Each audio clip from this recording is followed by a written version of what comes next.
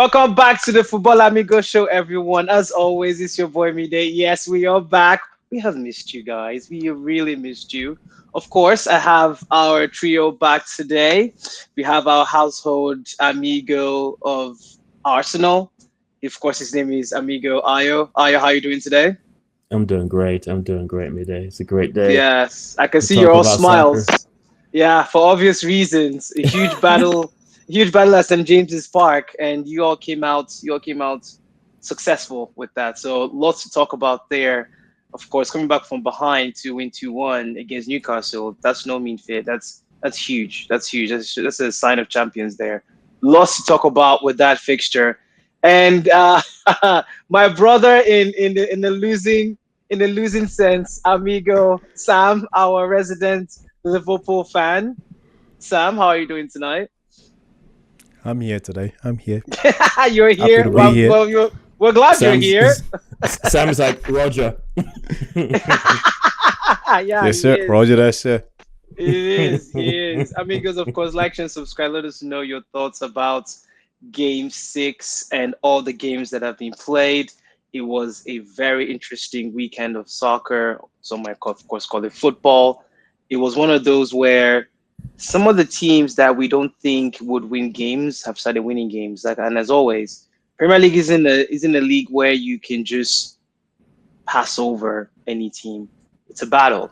And my team, Manchester United, is a wonderful example of that, losing to Brentford 3-1. And we have to start with that because again, amigos, you know how the drill goes, unfortunately. It's a therapy session from a United standpoint. My team. Again, a lot of controversy around Ruben Amorim leading to up to this game. The biggest talking point was him playing Bruno again and again and again in midfield, where the team is crying out for another dynamic number 10 to be alongside Sesko and Mbuemo. He stubbornly chooses to play Bruno in the midfield. Lo and behold, wasn't effective. Bruno is a 10, we know this. We know how Brentford was going to play. We knew they were going to counter attack or go long and relinquish possession, but took their time to counter us when the opportunity came. And that's exactly what they did. And for us to have trained all week with no week games, we had the whole 7 days to practice. We come up against a Brentwood side that for some reason they always beat us every season for the past 5 seasons, and we lose again 3-1. And you start to wonder, why is he making these selections every time? Why is he not learning from experience? And what are we doing? What are we doing on the training ground? Again, it might sound like I'm ranting, but the definition of madness is doing the same thing over and over again and expecting a different result. It doesn't make sense at all. And his stubbornness is going to push him out of the door.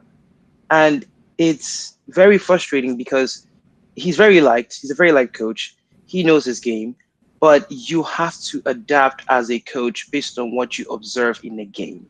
The most successful coaches have up to 5 different styles of play with 4 different formations and the personnel to execute that style of play. You can't keep playing the same thing over and over again and expect to get a different result. You have to adapt. You just have to. It's very frustrating. Manchester United fans and amigos. It's just very frustrating at this point. I'd love to hear Sam and Ayo's commentary on just what they observed from that game as we lost the game 3-1 to Brentford. Ayo, I'll start with you. When does the stubbornness become a major issue, or are we past that? Do you think it's stubbornness? I think it is because we can all sit in front of the TV. We're all watching the same game. He's watching it live. He knows how they're going to play, but he consistently insists on playing the same way. Yeah. And not only is he playing the same style of play, he's not playing the players that can execute what he wants to do. I mean, but I watched the game. Personally, I thought it was a tight game. I thought Man United got blitzed in the beginning, but they found their footing. They imposed themselves, and you know, you get a red card, as well as a penalty. And even if you don't put the penalty away, if it's still a red card, Man United put the foot on the gas and they win the game. I think we've just reached a place of really tight margins in this league where it's that you really are able to bring in your A game or you get slapped around. Um, I think this is a mixture of poor planning, poor recruitment, and you know there's just no synergy in the team. You want, as a team, I guess, or as a project, you want the whole to be greater than the sum of the parts, and Man United is just not running away where that's the case. It just comes across season after season as an incoherent mess. And I think a big part starts from recruiting. I mean, if you're going to play a 3-4-3 system, it really lives or dies on your wing backs. Like, it really just lives or dies on your wing backs. And if you don't recruit the right quality wing backs, it just stifles play. And so you have this situation where the team is really in trouble because you can't even say revert back to a 4-2-3-1 because they've sold all their wide forwards. Probably only Diallo that's left. The actual traditional wide forwards, Rashford, Garnacho, Sancho, like they're all gone. And so Cunha and Mbuemo are much better as inside forwards. And so who's going to keep your width? It's still going to be your wing backs. And if they share the same limitations, they should have really recruited to get better wing backs, and it starts to show. Other than that, they just got outthought. You can say they couldn't pivot, but I mean, I think Man United played fine, not good, not terrible, and in this league, that just doesn't cut it. Mm-hmm. No, it doesn't. And you took the words out of their mouths. It just doesn't cut it. And for a coach, and this is a coach for Brentford, by the way, where he was a set piece coach. There was a lot of complaints about him being the coach after the previous coach left for Spurs. And for him to be able to execute his game plan against an Amorim team that you hope, after all the money that's been spent, they can actually perform on the field. It's embarrassing, to be honest with you. It really is. And as much as I like him as a coach, he's going to push himself out of the door if he doesn't learn to adapt. He really is. And his selection needs to be questioned. Why do you keep picking the same players that are not been doing well for the past 5 years? You keep playing them on the team. No matter how do I say this? No matter how old they are or how seasoned they are on the team, doesn't necessarily mean they have to be on the pitch. If they're not Can you playing well, if they're not performing, they don't play them. Ayo, your can, thoughts? can you highlight these players that shouldn't be there? Perfect example. Luke Shaw. He's done. Really? He has Yeah. experienced. He has experienced the sacking of 4 coaches, and he still remains there. He shouldn't be playing anymore. And who should take his place right now that is fit? I would put Mazraoui there and put Yower on the right. Buy the players that can actually perform in that position. Harry Maguire shouldn't be starting games for Manchester United anymore.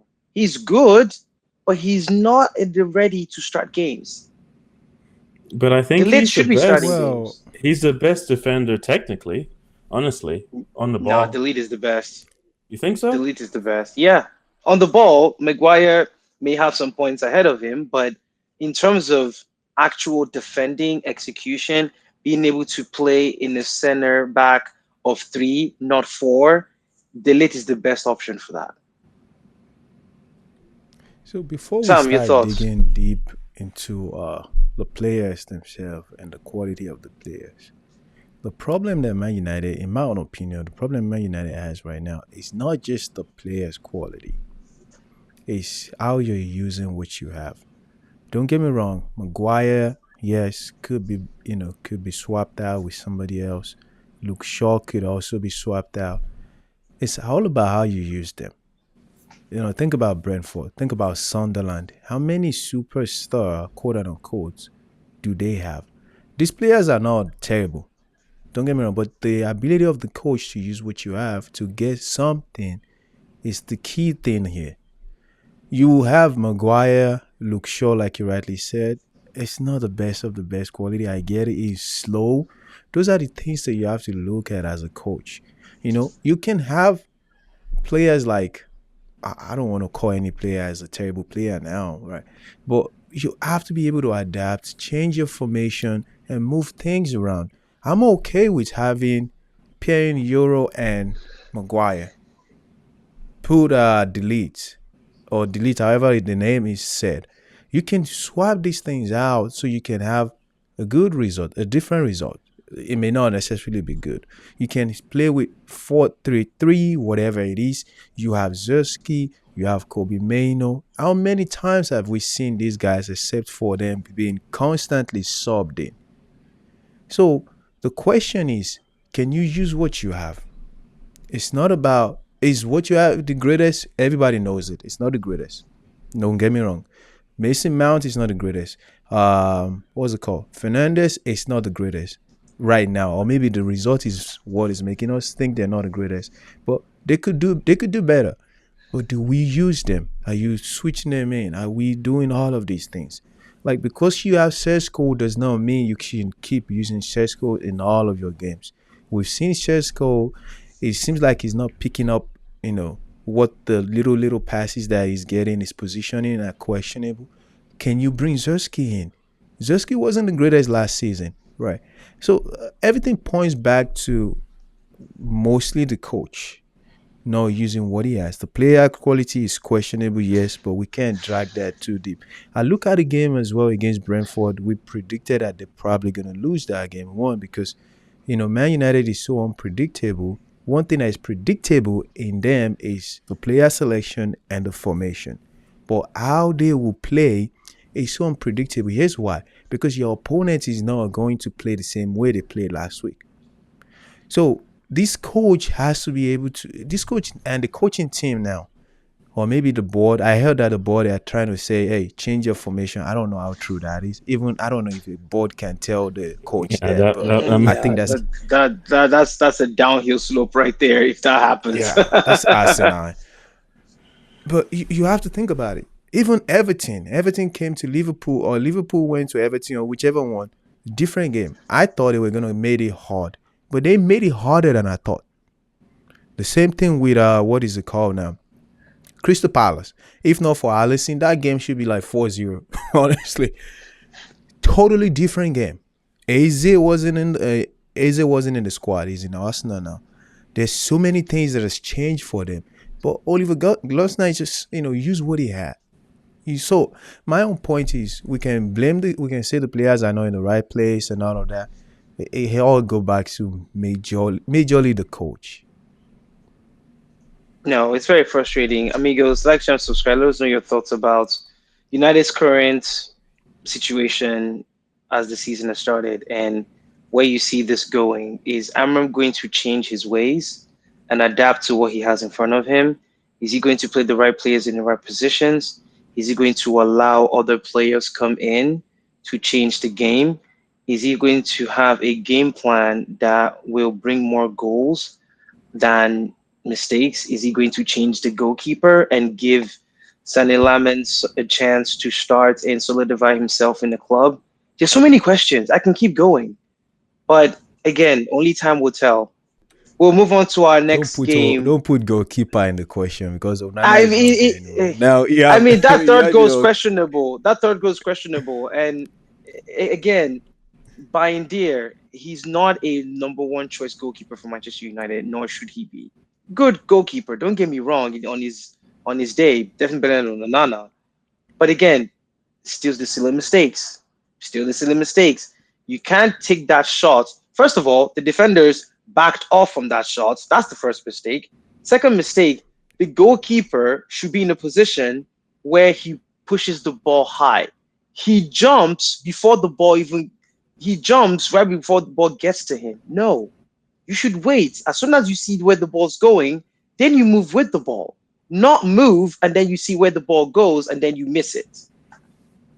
It's basics. We move on. Liverpool loses to Crystal Palace, which I said they were going to. Amigos, go and watch the last video. I said it. It would be very interesting if Crystal Palace wins to Liverpool, and that's exactly what happened. Oliver Glasner is another coach that uses the same formation as Amorim, but you can tell the difference. He uses it very differently from how Amorim does. And do you know the secret there? Watch how they play. They switch formation. They may start in a 1-3-4-3, but it changes to a 3-2-5. Go look at it. It does. His wing backs are You very hit the attacking. nail on the head. That's why I coach soccer. I can see these things. He's deceptive. His formation is very Yes, deceptive. he changes his formation when they have the ball and they're attacking. He does. And then when they don't have the ball, he drops his defense to a 5 back, and then a 3 in front of them, and then 2 in front of them. He just changes them up. So him playing 3-4-3, it deceives the opponents. He changes them. That's why they could beat Liverpool. And it was very brave decision to bring in Nketiah last 50 minutes of the game. You are playing against Liverpool. Normal reaction is for you to hold that 1-1 draw and end the game that way. But no, he took a risk and he paid off. Liverpool were there for the taking. They had chances. They didn't finish it. Well, once you see that about a team, you should take advantage of that, because as soon as you score, it hits their morale. It hits their confidence. That's exactly what he does. Now, I may need to see a little more from Glasner to be able to think maybe he can do this for United. But again, here's the stats. Here's the stats. He hasn't lost in 18 games.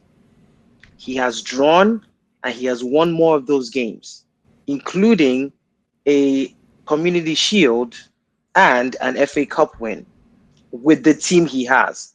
Ayo, I'll start with you before we go to Sam, because I know Sam's going to have a lot to say about this game. Ayo, how did Crystal Palace do? What else did you notice about that game that makes you think there are holes in Liverpool?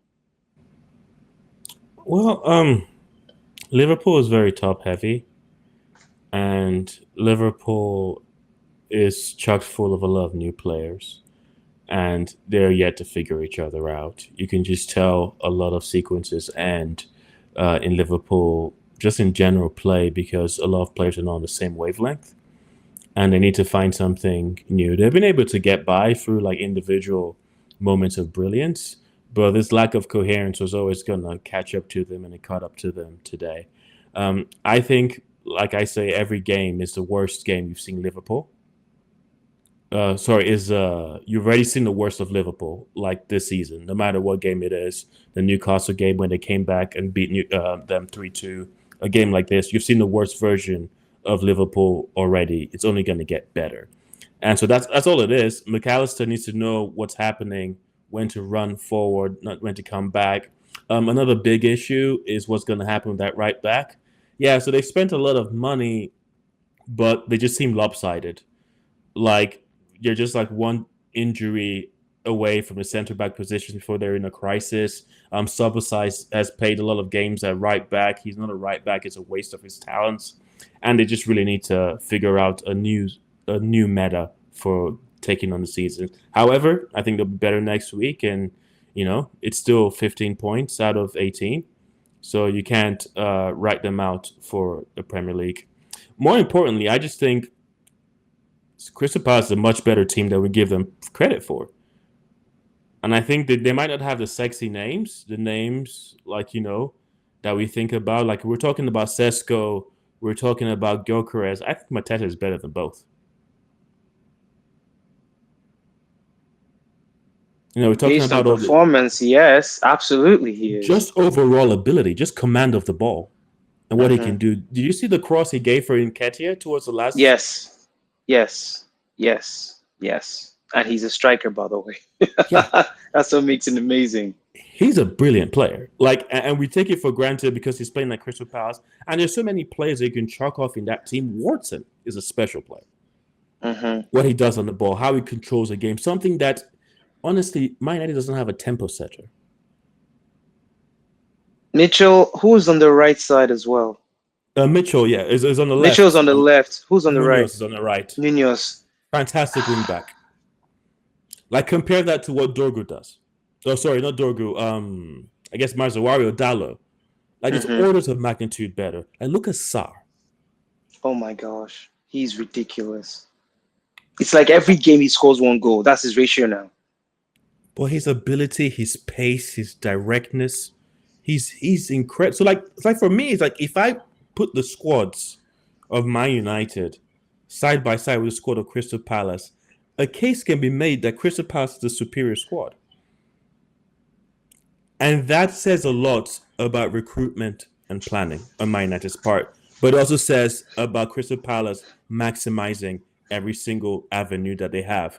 Guehi, fantastic player. I'm so glad that they could keep him. He had a captain's performance, distributing the ball, protecting the defense, marshalling, organizing. It's just a balanced, stable team where everyone fights for each other, and you just have people that make great and excellent decisions with peak ability. They showed Liverpool up. Crystal Palace a hard place to go at. Liverpool, I think, played fantastically. They struggled in the first half, but they were completely dominant in the second half, and Crystal Palace had a hard time living with it. But Crystal Palace just knew how to find that little moment of quality to win the game, and that'll be very similar to the next game we talk about too as well. Like I would really like to hear Sam's take on Liverpool if he can reconnect. Yes, I hope so too. Having a little bit of technical difficulty with Sam and his connection, but I would love to hear from Sam as well, amigos, because Liverpool, they started the season, yes, they won games, but they haven't looked like themselves since last season. Ayo, to your point, you mentioned about Liverpool being top heavy. You're absolutely right. That's a wonderful insight to your observation, Ayo, because to your point, they had a young defender that tore his ACL and he's out for the season. If Konate gets injured, which unfortunately he's prone to do, who do they have? Are they going to start playing Gravenbach as a center back? That Is seems that like a what's going to likely happen? option. Yeah, I'm sure they have someone somewhere, but yeah, it is a light squad like defensively. I can't even think. Joe Gomez, is he still fit? I think so. So that's an Yeah, so option. so Yes. he'll play, but I can't think of anybody else actually. I think that's it. Yeah. Yeah. I, Center I back really think wise, yeah. that's it. Yeah. And even from a Liverpool perspective, Ayo, when I was watching that game, Salah was off. Ekitike had the red card, so he wasn't even there. Isak had a good game. He just, Crystal Palace defense was just really strong. Gakpo didn't really do well. Chiesa, yes, he came in and got the goal back. Brilliant. He's kind of becoming a super sub now. It just seems to me that they're not as cohesive as they used to be in terms of combinations and attacking play over the last three games. And I don't know if it's just because it's a mental thing. I feel like they're going to bounce back. It'll be interesting how they play against Chelsea this coming weekend. That's going to be an interesting game because both teams are not doing as well. Liverpool definitely doing better than Chelsea. Chelsea, they've lost four games in a row now, and I don't know what's going on there. It seems like the wheels have fallen off. Amigos will definitely mention that. But it just looks to me that Liverpool are going through a phase right now where are, are they losing their identity because of having too many top heavy players? Or is it one of those where they were relying on a lot of the things Klopp did, but with a few changes by Arne Slot? A lot of questions are being raised about Liverpool. We'll see. Amigos, like and subscribe. Let us know your thoughts about that game as well and what's going on with Liverpool and how good are Crystal Palace doing right now with Oliver Gosner. In terms of our third game, Arsenal played Newcastle as well at St. James's Park. Arsenal plays away. And it was a very back and forth game in terms of just them canceling out themselves. And then, of course, Walter Maida, Newcastle's signing after Isak leaves for Liverpool, had the first goal. was a well constructed corner kick, one straight from the training pitch. And you see an Arsenal team that rose to the occasion, that fought. They looked like they were fighting for that 3 points. And it looks to me that it's one of those situations where, Amigos, I want you to really think about that game.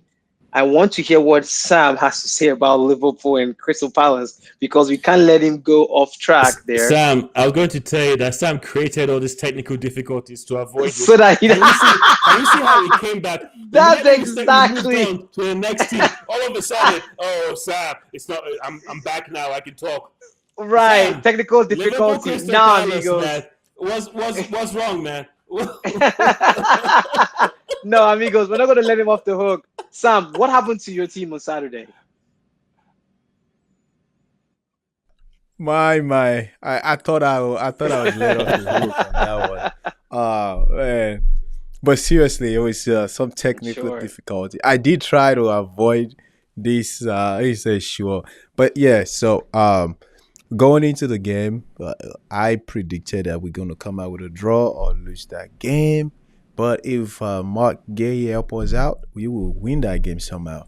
But seriously, it's not because of the fact that Crystal Palace had the brightest team right now in the Premier League. But it's primarily because Liverpool has not been the best they have been in the last season or so. We've been so fortunate this season. That's how we got 5 out of 5. You can see the line slowly being drawn, from almost losing somehow we find a way to win. The mentality has kept us to this point, or luck, if I may. But that's not how it is in Premier League. If it's in La Liga, you can always count on your mentality and your luck. But what happened in the game? Like you rightly said, Oliver Gnosia, if I can say his name right, plays the same formation as Amaran, but he used that formation deceptively, and he pivoted a lot during the game. And one of the key points is how they were able to hold Liverpool down is they let you come into them. Liverpool is coming towards them, but they're absorbing the pressure. Any opportunity they get, they are not slowing down. They are ready to counter. They are ready to run. They are ready to do all of those things. They were not slowing down at all. For Liverpool just can't. We can't break their defense. It's not that they are, putting 7 men in the box or whatever. It's just how well they are coached. They are really coached to the point that when they attack. If you go look at the video, it's like one person step in, the other person is ready to close you down. But the moment you get away from that man, the one that is coming towards you is anticipating your next move.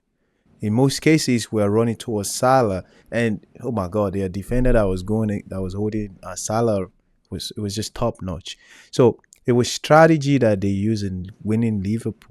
It was strategy. They were not too defensive. They were not too, attacking. It was just well set up game. And when it comes to their substitution as well, this is opposite to what you will see in a United team that has the same formation. I think Nketiah came in and it was doing a different role than what he would normally do, which is, go center, attacking. No, what he was doing, he was shifting more towards the left and acting like, okay, I'm going to tip towards your box. Like, okay, I'm going to set. He's setting up, quote unquote, a counter. But at the same time, he came in with a defensive mindset. So, move close to the box, but no, that's not where I'm going. That's how we left him to score the last goal. Because we've always thought, okay, that spot is going to be open. There's nobody there. They've been leaving that place open for us. And I think it was Frimpong, one of our players, just probably assumed that, that spot is good. And he just started trying to run forward, and Eddie Nketiah was over there. So it's all about strategy. And I hate to say it, as a Liverpool fan, I have to admit it. There's a way to beat Liverpool. I'm just not gonna give the secret away. I guess I'll just give it. The coach probably don't listen to this episode. Coaches don't listen to this episode.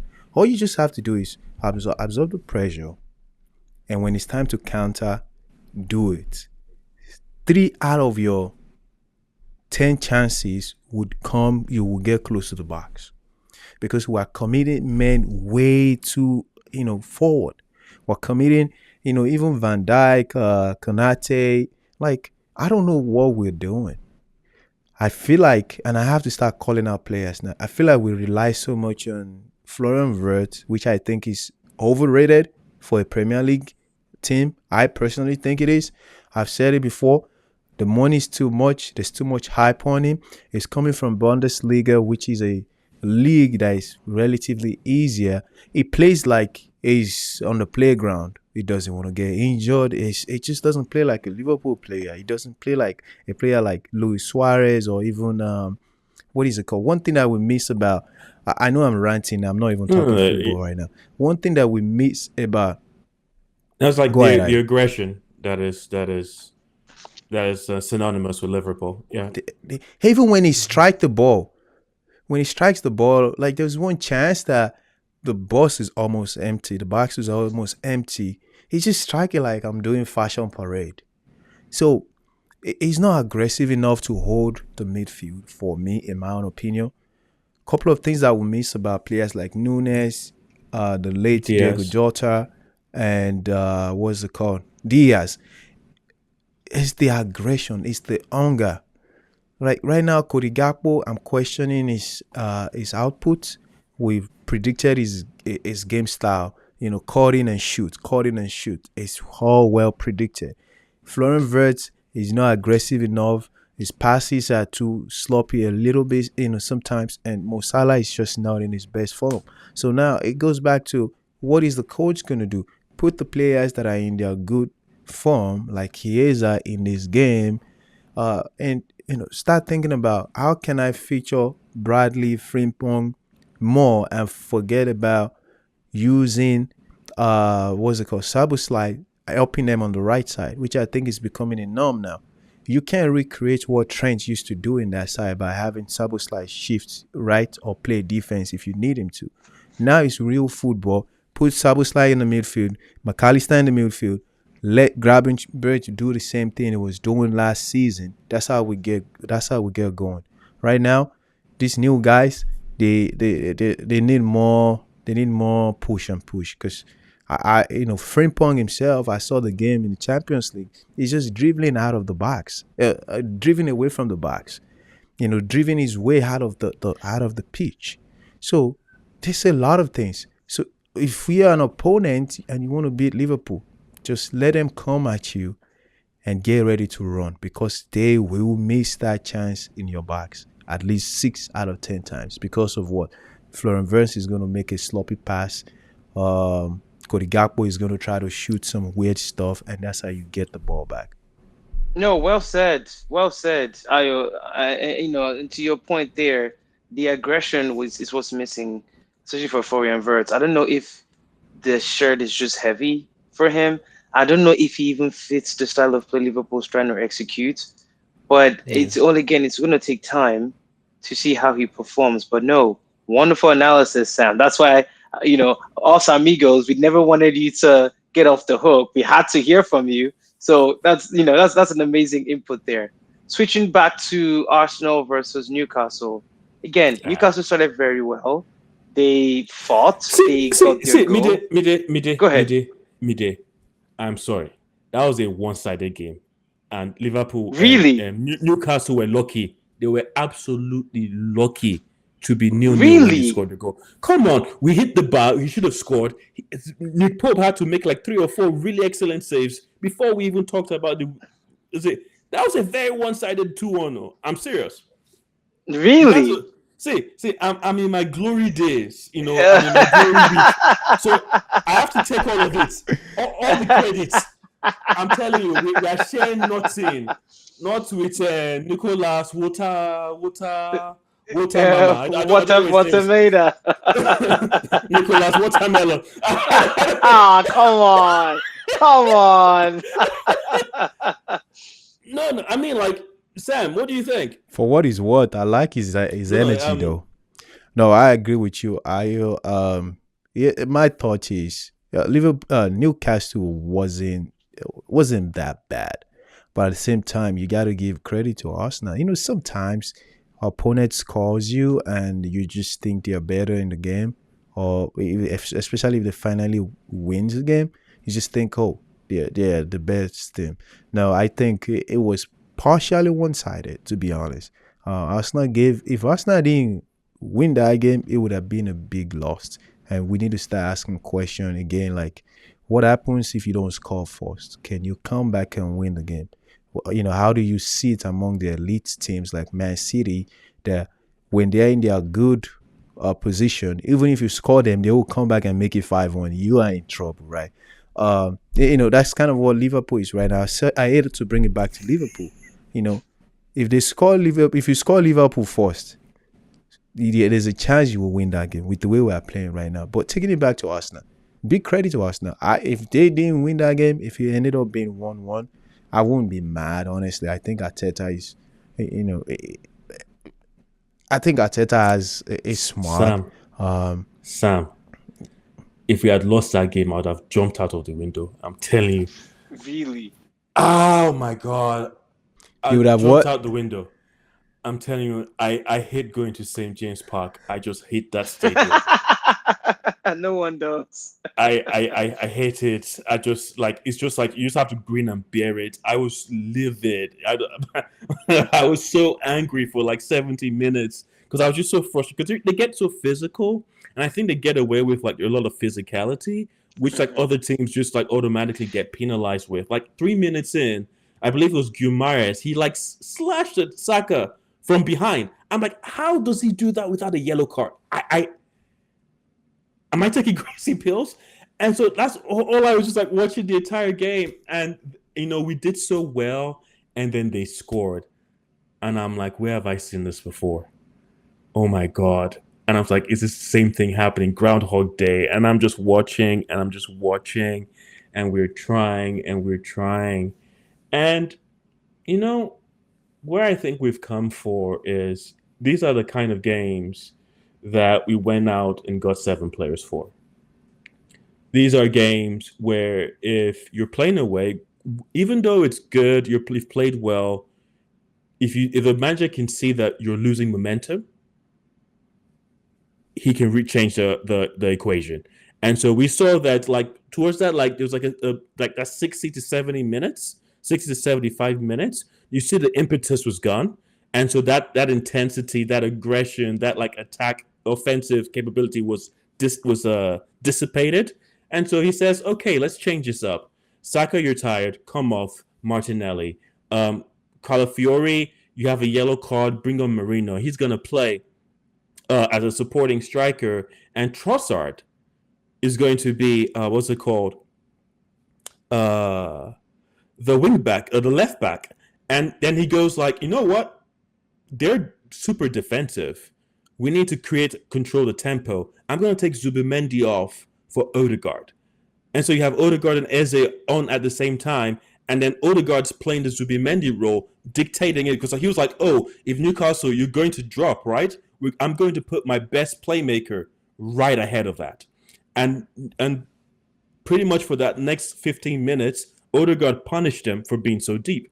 He was the one that swung the game and actually started breaking them down again and then getting the corners. So obviously, we scored goals. But it was just a game to just show that we're willing to adapt in game, kind of like that sixth sense that Slot had last season, where he'd see what he needed to change, who those 2 players he needed to bring in, and he'd do it early. We took out Maresca, not Maresca. What's it? This Mosquera. We took out Mosquera at halftime for Saliba because he seemed rattled by the occasion. Halftime he's off, Saliba's on. Like such really fast, proactive changes that change the dynamics of the game. That is something I don't think I've seen Arteta do over the last 4 seasons. And it can just be a reflection of the confidence he has in the squad. Like the players, because like if you know the players on your bench have the quality to change the game, like how many people get to bring on Saliba, one of the best defenders in the world at halftime? How many people get to bring on Odegaard, which no matter, I don't know what you guys are going to say about it, but I think he's one of the top playmakers, at least in the Premier League. What's it called?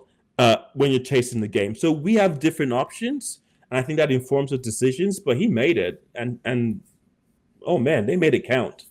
And I think this is gonna be like, if we look back and Arsenal win it, knock on wood, like this will be one of those games where we go like they dragged themselves to that win. This was not given to them. Liverpool, I'm sorry, Newcastle gave them nothing. They went and took it, and I'm very very proud of the boys. Very proud of Gabby too at the end. Not how we defended for the watermelon goal, but how he scored the winner. Yeah, yeah. Watermelon, Ayo, watermelon. I'm not gonna try. I know you don't like Newcastle. It's okay. It's absolutely fine. But no, I totally agree. Sam, is it getting is Arsenal showing signs of a champion winning team? You know what I was gonna say? Like, Ayo can say all these good things he all he wants. And in a perfect world, yes, we would give it to Arsenal like in the last 2 seasons. But all of us, we secretly don't want the team that is doing well, but that is not our team to win the Premier League, right? So ideally, what I'm trying to say is yes.